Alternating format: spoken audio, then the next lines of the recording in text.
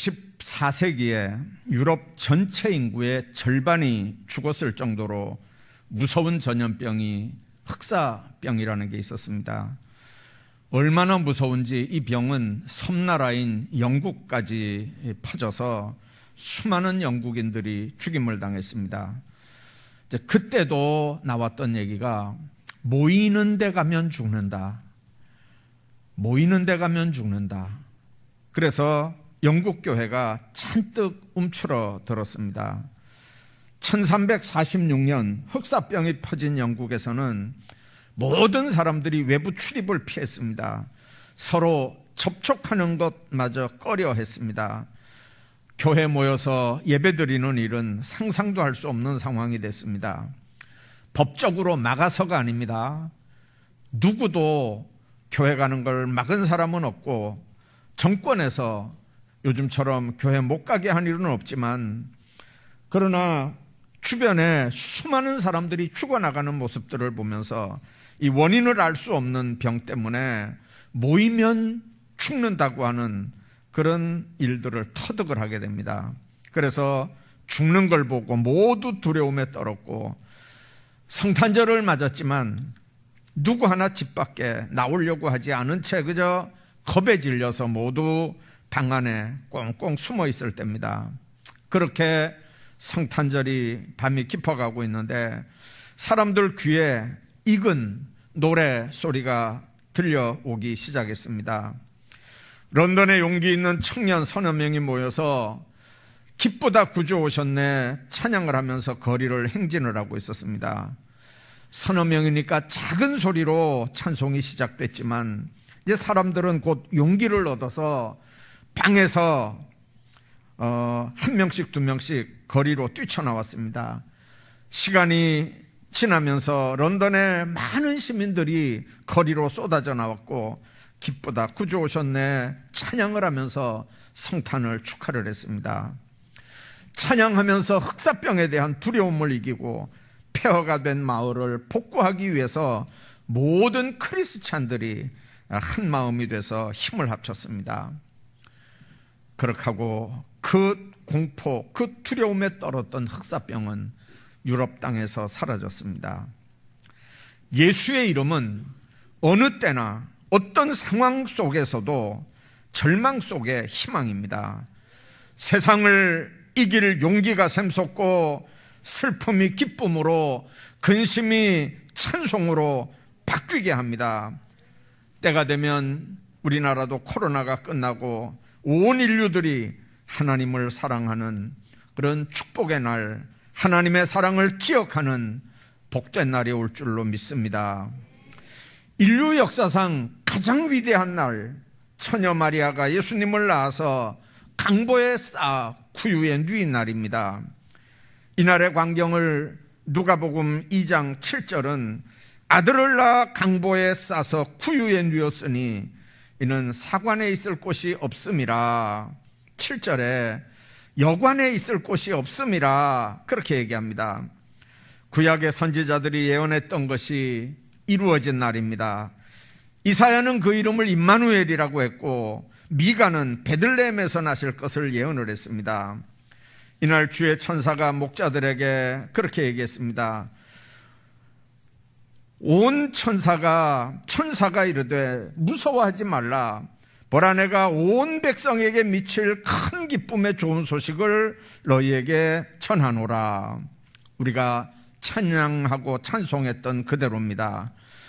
다윗의 동네에 너희를 위하여 구주가 나셨으니 곧 그리스도 출신이라. 너희가 가서 강보에 쌓여 구유에 누워 있는 아기를 보리니 이것이 너희에게 표적이다, 사인이다. 그렇게 얘기합니다. 그때 허다한 천군과 천사들이 함께 찬양을 합니다. 지극히 높은 곳에서는 하나님께 영광, 땅에서는 하나님이 기뻐하시는 사람들 중에 평화. 성탄의 주인공은 산타가 아닙니다. 루돌프 사슴이 아닙니다. 이날은 가난하고 불쌍한 이웃들을 돌봐야 되는 날이지만 구제나 자선 사업을 하기 위한 날이 아닙니다. 그 이름 예수, 곧 자기 백성을 저희 죄에서 구원하실 그리스도가 주인공인 축제, 예수께서 인류의 구세주로 오셨다는 사실을 믿고 감사하는 그런 크리스마스가 돼야 합니다. 크리스마스, 그리스도께 예배드리는 날이 돼야 된다 그 말입니다. 정치적인 메시아, 경제적인 메시아, 이데올로기 메시아가 아닌 죄인을 구하려고 이 땅에 하나님의 아들이 인간의 육신을 입고 오신 날, 그러므로 진정한 크리스마스란 자칭 죄인들의 축제일이어야 합니다. 오늘 읽은 본문 10절에 있는 말씀 보면 천사가 이르되 무서워하지 말라, 보라 내가 온 백성에게 미칠 큰 기쁨의 좋은 소식을 너희에게 전한다고 그랬습니다. 온 백성은 이스라엘 백성, 유대뿐만 아니라 온 인류를 의미하는 말이고, 큰 기쁨의 좋은 소식이 뭡니까? 아기 예수의 탄생을 의미하는 겁니다. 왜 아기 예수의 탄생이 온 백성에게 미칠 큰 기쁨의 좋은 소식이 되는 겁니까? 다윗의 동네에 너희를 위하여 구주가 나셨으니 곧 그리스도 주시니라. 천사들이 전한 메시지의 핵심입니다. 너희를 위하여 구주가 나셨으니 곧 그리스도 주시니라. 우리가 기쁘다 구주 오셨다고 찬송을 합니다. 왜 아기 예수의 탄생이 온 백성에게 미칠 큰 기쁨의 좋은 소식이 되는 겁니까? 오늘 그 말씀의 의미 우리가 다 알지만 몇 가지 생각을 하고 은혜를 나누려고 합니다. 첫째는 죄에서 자유를 주셨기 때문에 기쁘고 기쁜 날입니다. 인생은 하나님께 죄를 범함으로 하나님이 만든 에덴 동산에서 추방을 당합니다. 그때부터 인간에게는 모든 불행과 비참함이 옵니다. 에덴에서 추방당한 인생은 마귀가 죄라는 도구를 사용해서 우리를 미혹하고 죄라고 하는 걸로 우리를 결박해서 마귀의 종으로 우리를 사용합니다. 모든 인생은 죄에서 자유가 없이는 참 평안을 누릴 수 없습니다. 나타나는 죄의 모습들보다는 죄를 만들어내는 마귀의 결박을 풀고 자유함을 얻을 수 있는 방법, 에덴을 회복시킬 수 있는 분은 십자가를 지고 그 죄 문제를 해결한 예수님 뿐인 줄로 믿습니다. 예수님은 오실 때부터 죄와 마귀를 결박하기 위해서 이 땅에 육신을 입고 오셨다는 사실을 우리가 분명하게 기억해야 합니다. 그런데 인간들은 진정한 평화를 누리는 길을 인간적인 방법으로 생각을 합니다. 평화의 상징으로 알려진 유엔이 모든 나라와 백성을 구하고 거기에 진정한 평안을 줄 거라고 믿습니다. 미국이나 강대국들이 평화를 준다고 생각합니다. 돈 많은 내 친척을 의지합니다. 그러나 진정한 평화는 평화의 왕으로 오신 예수 그리스도를 믿고 그분을 내 구주로 영접하고 그분을 의지하는 길 밖에는 다른 길이 없음을 알아야 합니다. 사람이 만들어내는 평화는 진짜 평화가 아닙니다. 술 한잔 먹고 누리는 평화, 춤 한번 추면서 누리는 기쁨, 지갑에 돈 좀 있다고 누리는 평화, 그 평화가 사람을 평안하게 하지 않는다고 하는 걸 기억해야 합니다.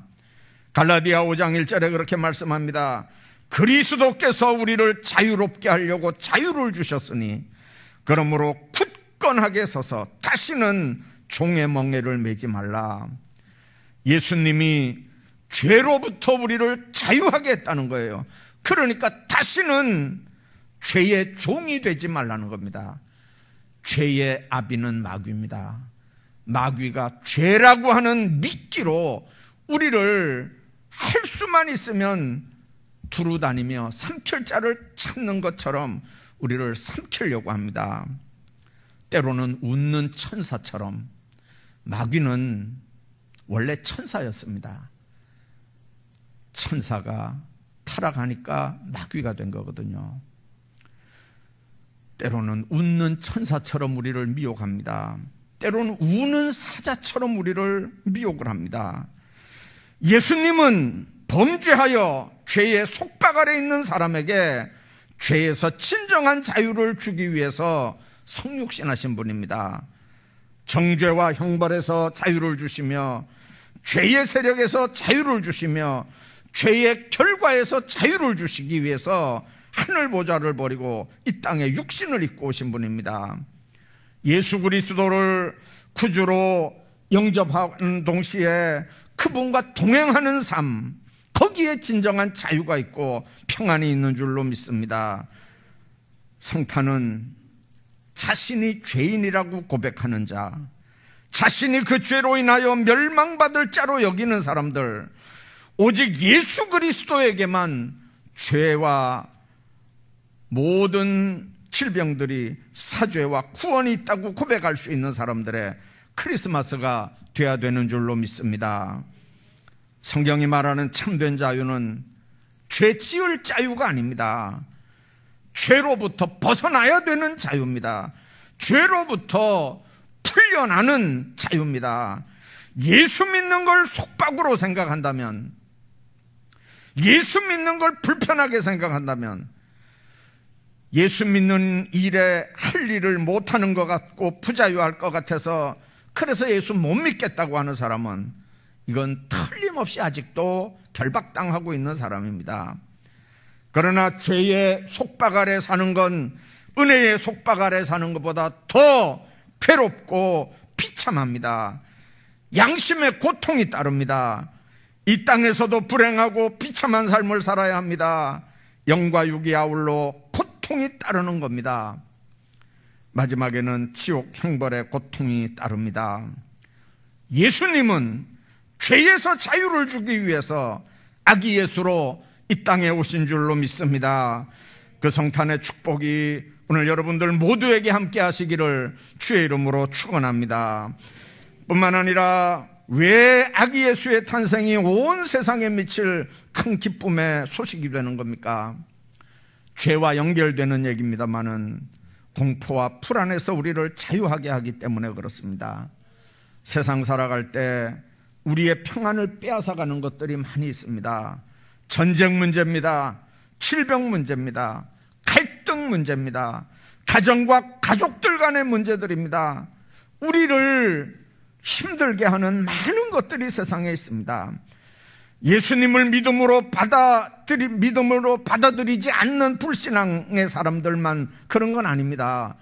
예수 믿는다고 하면서도 하나님의 말씀의 다스림을 받지 못하고 뭔가 다른 하나님이 그 속에 있으면, 그래서 그 진짜 하나님이 아닌 자기가 만든 하나님으로부터 다스림을 받고 그 다스림에 의해서 세상을 살아간다면 그 속에는 절대로 평안이 있을 수 없습니다. 예수님을 영접하지 않는 사람에게는 죄에서의 자유도, 공포와 불안에서의 자유도, 사망에서의 자유도 절대 보장이 되지 않고 참 평안도 보장이 되지 않습니다. 빅터 리고가 쓴 93년이라고 하는 소설이 있습니다. 그 빅터 리고의 마지막 작품이랍니다. 그게 1793년부터 4년 동안 프랑스 서부에서 된 일들을 그 소설의 배경으로 썼습니다. 거기 보면 전쟁뿐만 아니라 내란이 일어나도 가장 억울하게 희생당하는, 그러면서도 정말 나중에 보상조차 제대로 받지 못하고 기억조차 되지 않는 그런 가장 그런 희생자들이 누구냐면 힘없는 하층민들입니다. 그런 사람들의 인권, 피비린내 나는 혁명의 잔인함을 고발하면서 인간성 회복을 역설하는 소설이 바로 93년이라고 하는 작품입니다. 1793년에서부터 시작된 그 프랑스 반혁명 폭동을 배경으로 하고 있습니다. 이제 그 내용 가운데 절대로 잊어버려지지 않는, 여운이 가시지 않는 그 비유 같은 얘기가 거기 하나 나옵니다. 배가 항해를 합니다. 배 앞에 큰 포를 하나 설치해 놨습니다. 어떤 적군이 오더라도 그 대포를 쏘면 다 이길 수 있는 엄청난 성능이 좋은, 아주 정말 괴력이 있는 그런 대포를 배 앞부분에 이렇게 딱 고정을 시켜놨습니다. 그런데 그 배가 풍랑을 만났습니다. 배가 막 파도 만나서 막 이리 뒤척 저리 뒤척 배가 심하게 흔들리더니 그 앞부분에서 배 부서지는 소리가, 나무로 만들었잖아요 옛날에는. 그 나무로 만든 배 부서지는 소리가 안에서 들리는 게 막 들리는 거예요. 나가 보니까 쇠사슬로 아주 단단하게 묶어놨던 대포가, 쇠사슬이 풀리면서 이 대포가 이게 움직여서 이게 이쪽으로, 배가 바다가 이렇게 풍랑이 치는 대로 이렇게 대포가 왔다 갔다 이렇게 굴러다니는 거예요. 그 파도가 세게 치면서 왼쪽으로 딱 치면 그 대포가 쇳덩어리가 돼가지고 배를 딱 치니까 배가 깨지고, 오른쪽으로 딱 치니까 배가 오른쪽으로 깨지고 막 이렇게 하는 거예요. 상대방 적군을 향해서 쏴야 될 대포가 쇠사슬로 묶어놓은 게 풀어져서 쇳덩어리가 돼서 굴러다니니까 파도 치는 대로 굴러다니면서 배를 깨뜨리는 거예요. 그 내용이 빅토르 위고가 이렇게 기록을 하면서 이런 얘기를 합니다. 이 배가 뭐냐? 인간이다. 인간을 파괴하는 가장 무서운 적이 뭐냐? 밖에서 밀려오는 성난 파도가 아니고 배 안에서 사슬이 끊긴 채 이리저리 굴러다니는 대포라는 걸 암시를 하는 그런 내용입니다. 그걸 빨리 묶지 않으면 우리 안에서 계속해서 떠돌아다니면서 우리를 파멸로 이끌어가는 거다는 거죠. 그걸 묶기 전에는 진정한 평안이 없습니다. 적군을 향해서 쏠 수 있는 그 엄청난 무기가 쇠사슬이 풀리니까 오히려 그 배를 파괴해서 깔아앉히게 할 수밖에 없는 그런 골칫덩어리가 되더라는 거죠. 그러면서 진정한 평안이 어디서 오는지에 대한 얘기를 합니다. 도대체 우리 심령 속에 이리저리 뒹굴어 다니면서 나를 파괴하고 불안을 조성하는 이 대포의 정체가 뭐냐는 거죠. 무엇이 내 인생을 파괴하고 내 신앙을 망가뜨리느냐는 거예요. 그런데 우리 주님은 이렇게 얘기합니다. 평안을 너희에게 끼치노니 곧 나의 평안을 너희에게 주노라. 내가 너희에게 주는 것은 세상이 주는 것 같이 아니하니라. 너희는 마음에 근심도 하지 말고 두려워하지도 말아라. 악한 마귀가 인생의 모든 분야를 뒤흔들어서 우리를 파괴시키고 우리를 불안하게 합니다. 그러나 이것을 극복하는 길은 인간의 수단 방법이 아닙니다. 우리가 예수 그리스도를 통해서 하나님 편에 굳게 서는 일입니다. 예수님께 똑바로 묶여있는 일입니다. 예수님과 묶여서 하나 되는 겁니다. 그래서 하나님의 편에 굳게 서야 되고 하나님의 보호를 받아야 되고 하나님과 동행해야 되고 하나님의 돌보심 안에 있어야 합니다. 주님이 하늘보좌를 버리고 이 땅에 오신 사건이 성탄의 사건입니다. 주님 주시는 평안이 성탄일에 우리 모두의 삶 속에 풍성하기를 주의 이름으로 축복합니다. 뿐만 아니라 죽음의 문제에서 자유를 주기 위함입니다. 인간은 생명의 주인이 아닙니다. 흙에서 사람을 지으셨고 생기를 불어넣어서 생명이 되게 한 분은 하나님입니다. 생명이란 살아있는 존재라는 말입니다. 영혼을 가진 존재라는 말입니다. 아담 이후 모든 인간은 하나님의 말씀처럼 정령 죽을 수밖에 없는 존재입니다. 마귀는 사망 권세로 우리를 미혹하고 위협을 합니다. 그러나 예수님의 부활 사건을 통해서 사망 권세를 이기고 죽음을 초월한 놀라운 사건들을 우리는 기억합니다. 죽음의 문제, 죄와 사망의 문제는 마귀가 쓰는 최고의 무기입니다. 예수 믿어도 죽음에 대해서 불편해하고, 예수 믿어도 아직 죄에 대해서 불편해하고, 예수 믿어도 아직 불안과 공포가 그 속에 있어 평안이 없다면 예수 믿는 우리 자신을 점검해야 합니다. 사람이 아무리 부귀영화를 누려도 죽음이 선고된 사람에게 진짜 평안은 없습니다. 내가 길이요 진리요 생명인 예수님만이 우리를 죽음에서 자유하게 할 수 있습니다. 예수님을 믿는 자에게는 영적인 사망, 육적인 사망, 영원한 사망을 포함하는 모든 죽음에서 우리를 자유하게 합니다. 사망아, 너의 이기는 것이 어디 있느냐? 사망아, 너의 쏘는 것이 어디 있느냐? 사망에 쏘는 것은 죄요, 죄의 권능은 율법이니라. 우리 주 예수 그리스도로 말미암아 우리에게 이김을 주시는 하나님께 감사하노니. 바울은 고린도전서 15장에서 그렇게 얘기했습니다. 죽음에서, 십자가에서 죽었다 다시 사흘 만에 부활하신 부활 사건은 잠자는 자들의 첫 열매가 되신 사건입니다. 죄의 권세를 이기고 우리에게 진정한 자유를 주는 분은 예수님입니다. 예수님만이 인생에게 사망에서 자유를 주실 수 있는 분인 걸 믿으시길 바랍니다. 우리 인생은 하나님께 범죄해서 하나님을 잃어버림으로 다 잃어버렸습니다. 행복도 평안도 기쁨도 소망도 다 잃어버리고 슬픈 자가 됐습니다. 그런 인생을 죄에서 구원하려 자유를 주시고, 공포와 불안에서 자유를 주시고, 사망에서 자유를 주시기 위해서 주님께서는 2000년 전에 육신을 입고 이 땅에 오신 것입니다. 그러므로 예수님의 탄생은 언제나 어디서나 우리 인생들에게 기쁨의 소식이고 온 백성에게 미칠 큰 기쁨의 좋은 소식인 줄로 믿습니다. 성탄을 맞이해서 우리에게 큰 기쁨의 좋은 소식으로 오신 그 예수님을 영접하고 주님이 주시는 죄에서 자유, 불안과 공포에서의 자유, 사망에서의 자유를 만끽하면서 이 행복과 평안 가운데 사시고 이 비밀들을 많은 사람들에게 전하는 놀라운 축복들을 누리시기를 주의 이름으로 축원합니다.